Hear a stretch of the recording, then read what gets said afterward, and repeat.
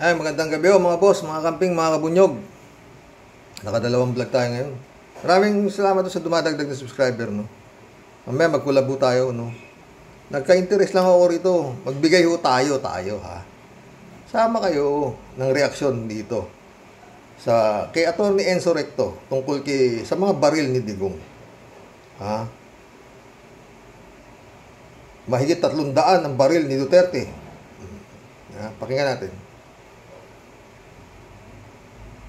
Sa isang investigative journalism report ng Rappler, ito yung kanilang balita sa Rappler. Duterte got licenses for over 300 guns 2 weeks before his term ended. Matindi, ano, mga kabunyog? 2 weeks bago natapos yung kanyang termino noong June 2022. 2 weeks before natapos yung term niya, nagpalisensya si Duterte ng, kung gusto nyo ng eksaktong bilang, 358 na baril. 358 na baril. Yan po, matindi, ano? Ngayon, sasabihin na naman niya ng mga makamarcos at maka-Duterte, hoy, insurrector, Rappler naman palang source nyo. Kahit naman Rappler ang source ko, hindi naman magsusulat yung mga writers at columnists ng Rapplers nang hindi sila nagbe-verify. Sa katunayan, binasa ko nga yung article na yan, medyo mahaba nga lang. Ang sabi ng Rappler, tinawagan daw nila si Bongo, tinawagan daw nila si Media Aldia, tinawagan din daw nila si Duterte. Kinukontak nila para makuha yung ano nila, yung reactions tungkol dyan. Kasi ganun talaga dapat ang tamang journalism eh. Bago mo ilalabas yung balita or yung article mo, kukunin mo muna yung side ng subject mo. O, yun ang hindi ginawa nila Celes at saka Badoy kasi nga hindi naman sila totoong journalist eh. Ito, mga totoong journalist itong sumusulat sa Rappler. Kaya, bago nila sinulat yung article na yan, nabasa ko doon, ano daw nila?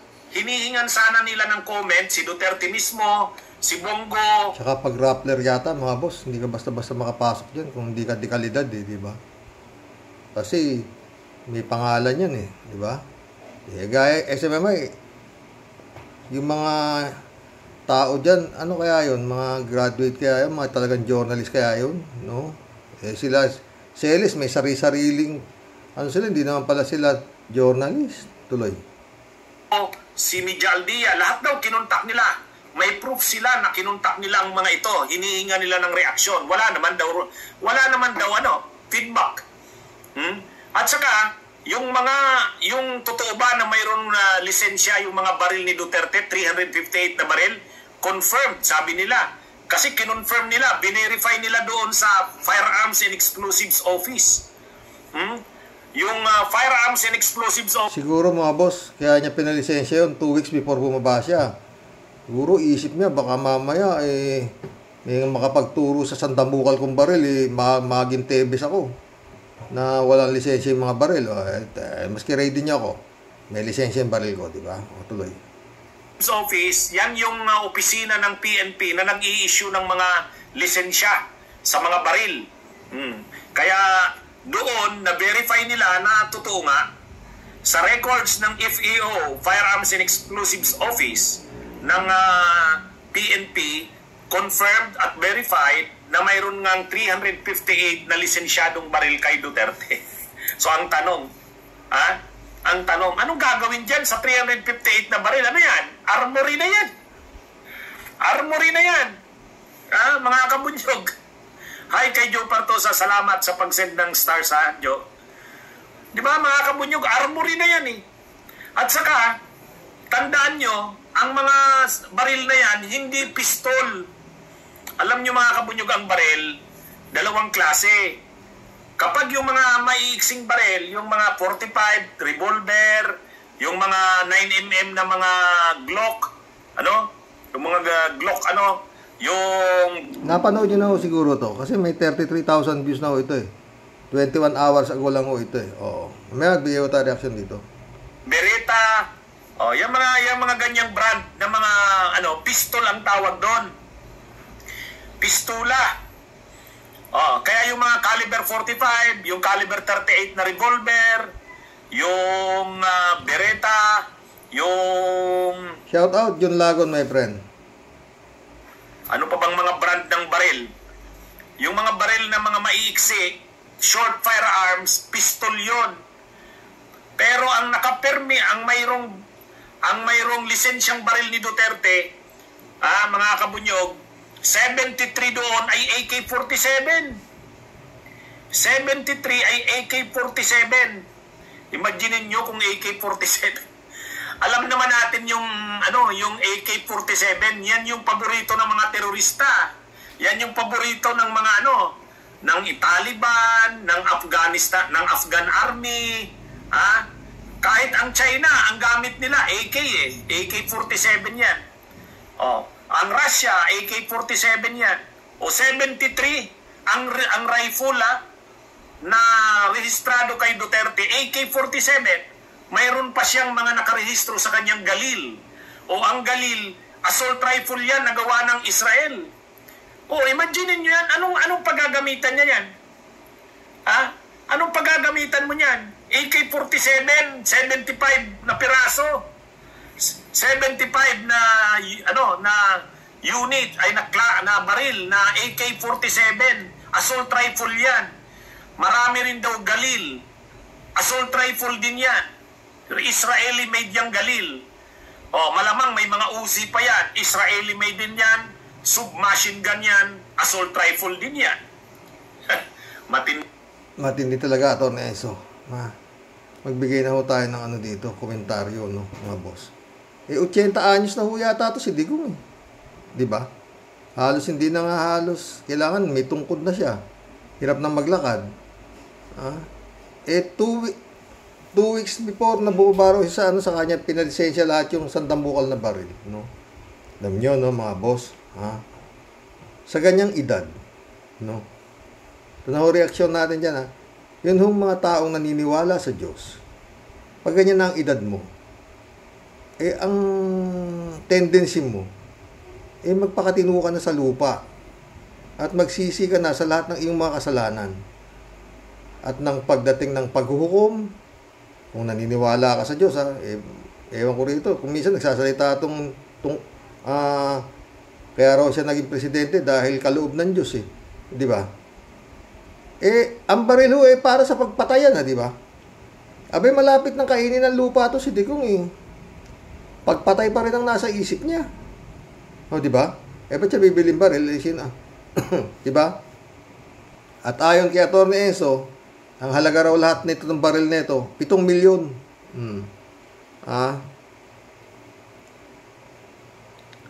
Kala ko ba tahimik ang Davao? Ba't niya yung sandamukal na baril? At ayon kay Atty. Enzo, pinirmahan daw itong batas. Dati kay Pinoy, 2 taon lang ang expiration ng lisensya ng baril. Dito, yung pinirmahan niyang batas, 10 taon. Kaya yung baril niya, sa 2032 pa, may expire yung lisensya. 90 na ho siya noon. Kung aabot pa siya, paano nga rod? Paano nga rod yung kung hindi, paano nga rod yung baril niya, wala na may lisensya, hindi na, paano yun, no? Hindi hirap ang isipin, no? Pero, bibili ka ng baril, meron kang baril, sangkaterbang ganyan, sa mula, siyempre, may pagbibigyan ka niyan, may army siguro to, 358, Sus Mariosip na tao to, no? Malapit na kainin ng lupa, pagpatay pa rin ang nasa tuktok nito, no? Siya pa lang yan. Baka yung mga anak niya, meron ding mga nakalisensyang baril na sandamukal din. Sila Pulong, tsaka to si Baste, di ba? Kaya siguro wala na talagang rito. Parang na talaga, gaya sabi nung kanyang pamangkin, si Noel Duterte, silang hari sa Davao. Ang dami nilang armas, Sino nga rin ang di ba? Ay, nako Lord. Anong klaseng ano to, no? May silang po to, mami. Magkulab tayo. Dapat sa edad nito si Digong, yun. Lahat ng kanyang magsisi na siya para mag-ready siya sa pagharap sa may kapal. Kung naniniwala nga sa Diyos tong taon to, pero mukhang hindi nga eh. Kasi nga malapit ng kainin ng lupa eh. Pagpatay pa rin ang nasa isip niya, di ba? Bakit ka bibili ng katakot-takot na baril kung hindi, ano, iniisip mo? Buti sana kung basta, ano lang eh. Mga AK-47 ng mga binibili, mga Kalil. Oh, na puro high power, ha? Di ba? Oh. Talagang dapat, palagi ko, mga boss, maimbestigahan yan Davao. Oh. Dapat merong mag-iimbestiga dyan na matibay-tibay. Oh. Mukhang hindi ka basta makakapasok dyan. Kung wala kang ano, mukhang kakasato dahil ang titindi ng armas nito eh. Oh. Baka bago ka palang makadikit sa Davao, kung ikaw eh, para kunin mo to eh, lalaban to. Oh, di ba? Di kaya dyan nakatago si Bantag, saka si Sulweta. Pambihira, ano mga boss. Nung uring mga nilalang to. Posible naman kaya siya bumili ng ganyang kalaming baril para makipaglaban kay kamatayan. Di ba? Oh.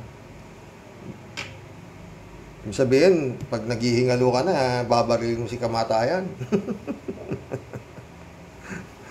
Ay, nako Lord. Klaseng mga utak to. Dapat kay Digong ganyan, nagsisisi na siya, hingi ka na siyang tawad kay Lord. Kung minsan nagsasalita siya eh, blessing daw ni Lord, kaya raw siya naging presidente. Yun ang mga sinasabi niya, di ba? Oh, para iniwala siya sa Diyos. Oh, di ba? Kaya ewan ko, ano masasabi ninyo kay Digong, ha? Malapit na kainin ng lupa eh. Pagpatay pa rin ang laman ng utak. Di ba? Mariose po. Anong kalase? Ewan. Saka yun nga. Sinong mag-aano sa kanila sa Davao eh? Sabi nga ni Noel Duterte, sila ang hari ng Davao. Oh. Hawak nila lahat ang ano sa Davao. Oh. Yun nga ang sheriff, pinagsasapak ni Sara eh. Hindi man lang nagsampa ng kaso eh. Oh. Grave misconduct yung ano niya, o public servant. Oh. Takot na sheriff eh. Oh, di ba? Wala na. Magkulab na po tayo mga boss. Yan lang ho. Oo.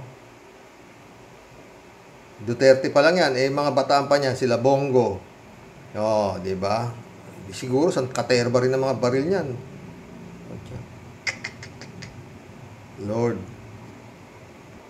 Magkulab na po tayo. Misael Edwin, shout out. Sabi niya, good evening karaoke at sa lahat from Ontario, Canada. Fernando Ribong, shout out.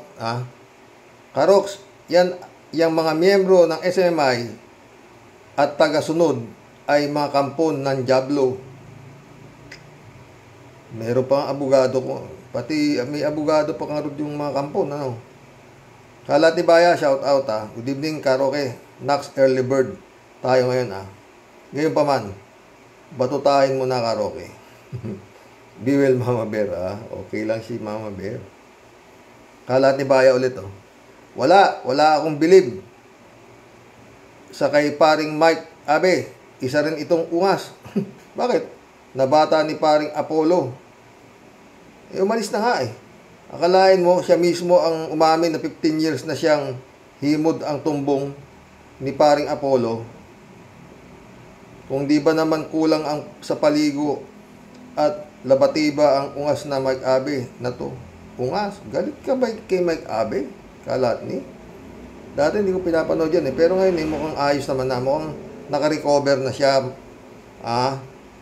Mukhang nakarecover na siya sa bangungot. Hello, Miss Akira Milos. Ingat and deep warm, sabi niya kay Akira. Kalat ni.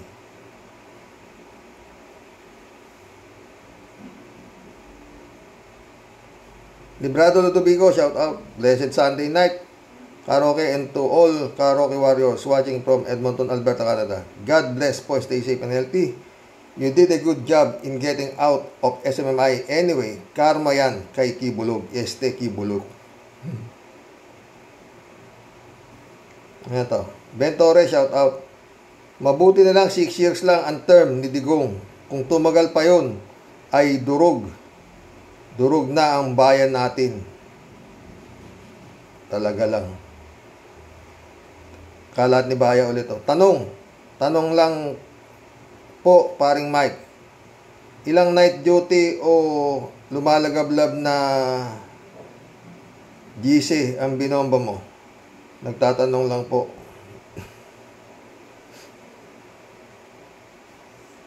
Ben Torres, sabi niya. Mukhang hindi naman sila nagsisinungaling. Talaga lang yon ang paniwala nila at marami silang katulad ang utak. Ganon. Ben Torres ulit Sana hindi lahat ng taga Davao ay ganyan ang pag-iisip kagaya nila Digong. Ben Torres ulit Ang bantayan natin ay ang pagtakbo niyan para vice presidente ni Sara. Kapag nanalo sila ay dilubyo na ang aabutin natin. Ang magbabice president siya kay Sara Ngarod. Si Sara ang presidente. Atay tayo dyan. Okay na ho, Japan Talagang dilubyo yan. Friend Amy Bingson, shout out. Dolor Garcia, Belinda Magtangob, shout out sa inyo ha. Sabi niya, maraming alam yan si Mike Abe. Darating din ang araw, nasasabihin din niya ang mga tagong lihim ni Kibaliw. Pwede. Marilo Pabianak, shout out ha. Good noon po tay. Naloko na po, takbo na sa hearing. Nabuking na po, na fake ang papers na submit sa Congress. Kaiba po sa SEC. Kaya dapat na humarap si Kibuloy sa hearing kasi maraming violation. Galit ang mga congressman kasi maliwanag na niloloko sila. God bless po tay, kasama nasa mga ka-warriors. God bless, Marilo Pabian. Marilo Pabian ulit Kibuloy, ang SMMI are facing troubles, kasama na din si FPRRD. Wala nang tambayan para mang-away. Totoo. Akira Milos Magandang tanghali po dyan sa inyo. Mr. Totoo lang 2. Pinanonood ko na po now.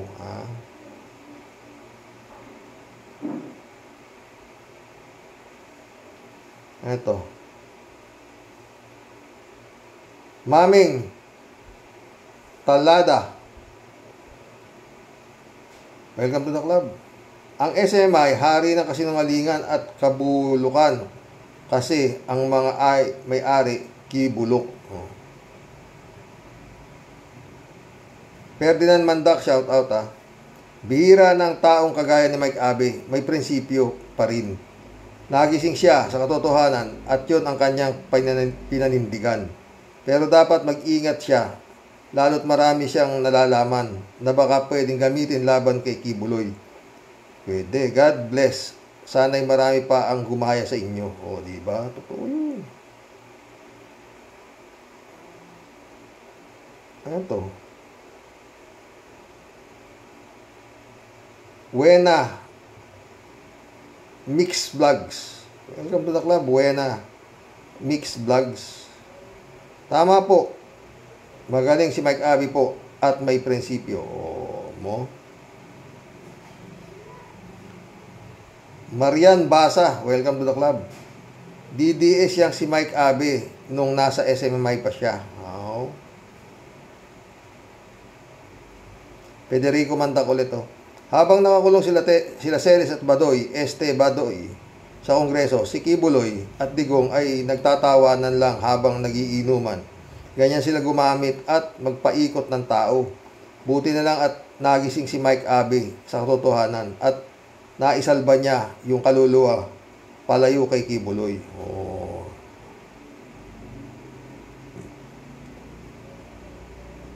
Chrisim. Chris M. Buena Obra. Welcome to the club, Chris M. Buena Obra. Alam niya lahat ang mga sikreto ng SMMI, kaya tama lang mga sinasabi ni Mike Abe. Kaya Bato, mag-isip-isip ka sa mga sinasabi mo, sayang ang laki ng ulo mong kalbo. Eto. Anli Turay, welcome to the club. Daming violation ng SMMI, fake news of Speaker Pan. Fake news of Speaker Pan, tax evasion, anchor, not broadcaster, transfer of ownership, not informed Congress. What else? As found out by Congress, revoke franchise, sabi niya. Federico Mandak, shout out. Nabasa na shout out ko to. Talagang parehong likaw ng bitukan ni Kibuloy at Dutz. Ngayong naiipit na si Kibuloy sa pagmamay-ari ng SMI, bigla niyang itatanggi. Parang si Digong nung ipit ng ICC, biglang bumitaw. Oh, ay same feather flocks together nga, di ba? Mga style ng mga duwag. Ngayon, nagpapakita ng mga baril si Digong. Dati si Robin. Kailan kaya yung kay Bato, kay Bongo, kay Panelo, kay Roque, at iba pa? Talagang nananakot sila. Si Sara naman, may 433 na security. Talagang sigurista sila, di pa lamang. Totoo, Ferdinand Mandak. Ha? Al Ulalya, shout out ha. Kung sakali at imbitahan ng kamera si Kibuloy, hindi dadalo yun. Baka makontempt at hindi na makalabas at idiretso na FBI sa US. Anyway, sumisip-sip na mundo ng kampiyon ni Duterte. Sumisip na mundo ng kampo ni Duterte. Good day, Sir Rox, sa mga ka-warriors. Ingat tayo palagi. God bless. God bless, Al Ulalya. Ladies Anita, magandang hapon po, Sir Roque. Watching po. Exciting ang issue na inyo pong ibabahagi sa aming mga sumusubaybay sa programa mo po. Galing tungkol sa SMI at si Sir Mike Abe.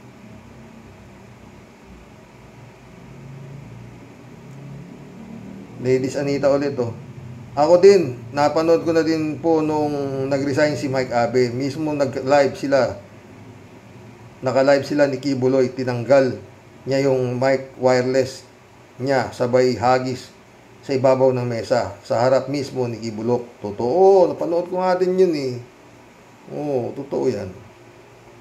3JC Hope, shout out. Hello, Sir Rox. For argument's sake, sige na.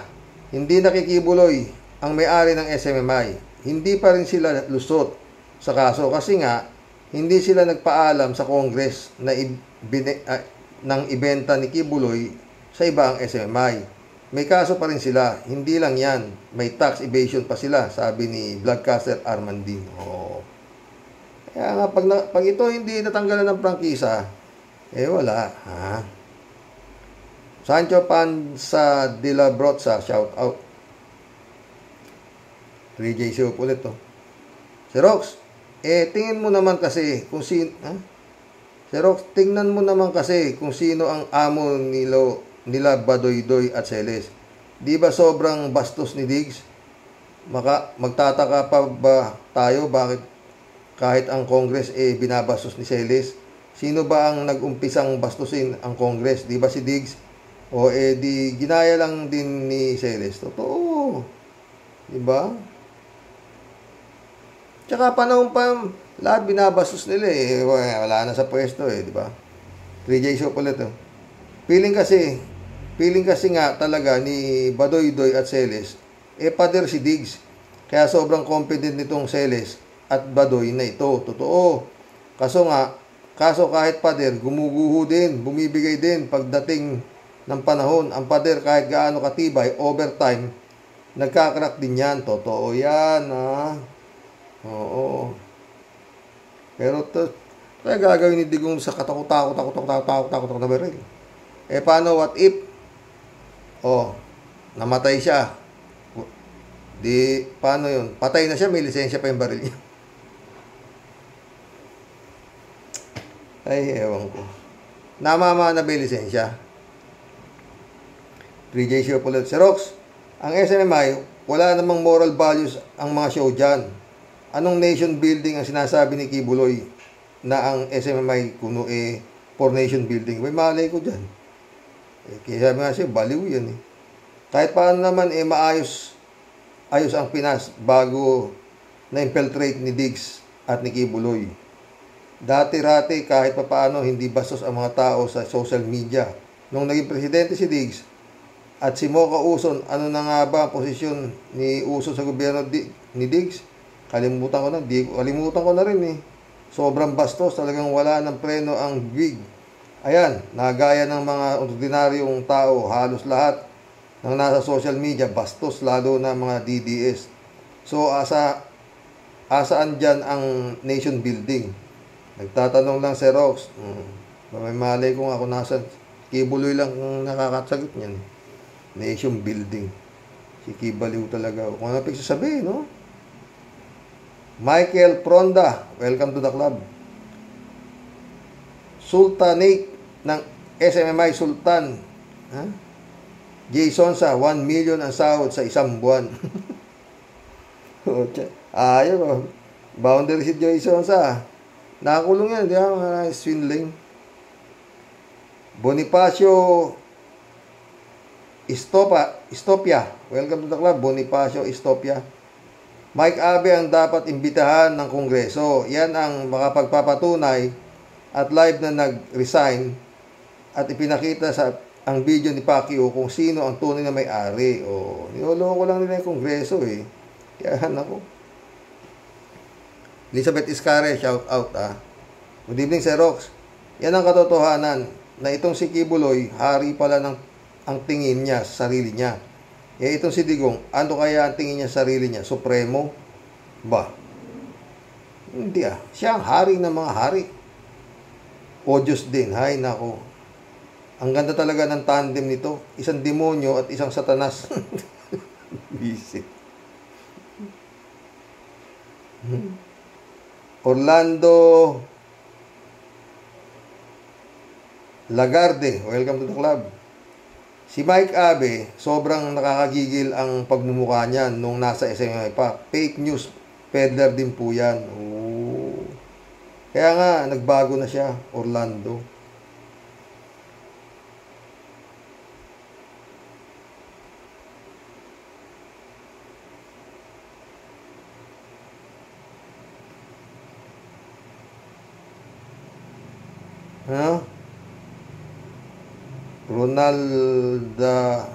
Ronald Daraos.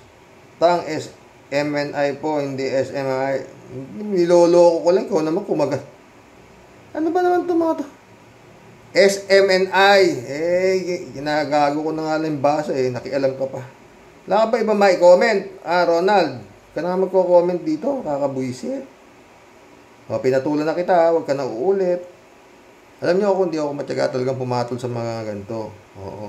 Yung bang mema lang. Di ba? Jeng Ipa, shout out. Napanood ko rin yung pag-amin ni Kibulog na sa kanya yung SMMI. Si Mike Abe ang pinatutungkulan niya sa interview niya na siya ang masusunod dahil siya sa istasyon niya nagpo-programa si Mike Abe. Matagal ng booking na sinungaling yan si Kibulog. Kibulog. Kay brother Eli Soriano pa lang, laglag na ang pagkatao niyang Pacquiao na yan. Ewan ko bakit ka. Kaya lang naman marami pang nakadikit dyan dahil yun nga, kay Digong, gano'n. Magana, wala na yan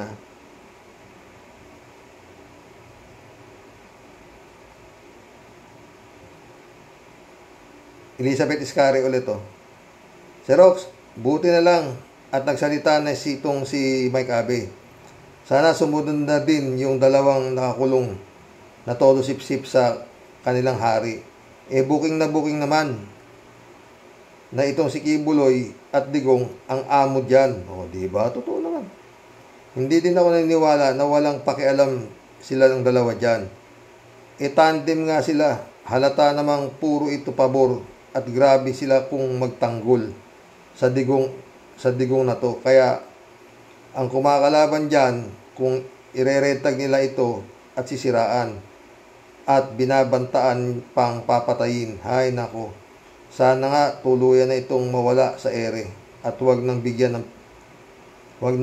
ng pag-asang bumalik pa. Pag yan ay nakabalik, talagang mahina itong administrasyon na to. Talagang weak, di ba? Binaboy na yung Kongreso, babalik pa. Ano klase? Raul Villanada ulit. Greetings Kuya Rox at sa inyong may bahay. At paabot ko po ang aming panalangin sa kanyang kalusugan. Salamat Raul. Raul ulit magigibabaan ng kasinungalingan ang pahayag na ito ni Mike Abe. Sugod sa Kongreso, Mike, at diyan nawa ay maging kaliwanagan ka sa mga tanga na Pilipino. Ay, mission accomplished po mga boss ha. Shout out Friend Shervin Sapeda. Walang comment si Friend Shervin Sapeda, baka may nakatulog pa yun di ba? Si Tia Deli. Pero ba may magko-comment yun, kaya lang kala niya siguro hindi na ako nag-ano ako dito sa vlog na tungkol ho dito kay Digong Nato. Malapit ng kainin ng lupa, nagpalisensya pa ng 358 na mga magandang baril. Mario Joseph. Dapat sa mga kayo ba mga boss, mga naniniwala sa Panginoon, pag ganyan na ang edad natin, 80, swerting-swerte na. Di ba? Dapat pasalamat na lang ng pasalamat sa Diyos kung sa edad mo ng 80, malakas ka pa. Ako 66 ako. Ayoko nang umabot ng halos ng ganyan na edad 80. Ayoko nang pag umarap ka sa salamin, makikita mo yung mukha mo na hindi na maayos, kung halos kulukulubot ka na ganyan. Ayoko ganun. Sabi ko kay Lord, wag mong gawin, Lord. Pagka wala na akong gagawin sa lupa, kunin mo na ako. Ayokong matagal. Yung madali lang. Yun talaga parati kong dasal sa Kanya. Yan, gagawin sa lupa. Gusto ko rin makita kung talagang magkasama na kami. Kung may langit, at least, pag umalis ka sa lupa, mga boss, wala ka nang iniisip dito. Yung maiiwan mo. Ganun lang sa akin Ganun lang ako kababaw, mga boss. Ayoko yung aabot ako to the extent na bedridden ka, ganyan. Ayoko yun. Parati kong dinadala sa Kanya, wag po yan. Kung ako ikukunin nyo, madali. Ako naman pagka hiniling ko sa Kanya, binibigay. Totoo. Gaya to. Sabi ko, gusto kong asawa, in-check. In-check. Binigay sa akin, in-check. Hinatid pa nga sa bahay ko itong asawa ko na to. Kasi nga, nag-boarding siya sa bahay namin. Estudyante yan. Hindi ko alam na siya na pala mapapangasawa ko. Ay, nakabuhay. Magandang gabi po mga boss. Naantok na si Mr. Sa totoo lang. Ano na ngayon? Ilang araw na lang. Puto bongbong na sa gabi. Simbang gabi. Ang simbang gabi kung Pasko ay sadyang dinarayo. Good night mga boss. God bless.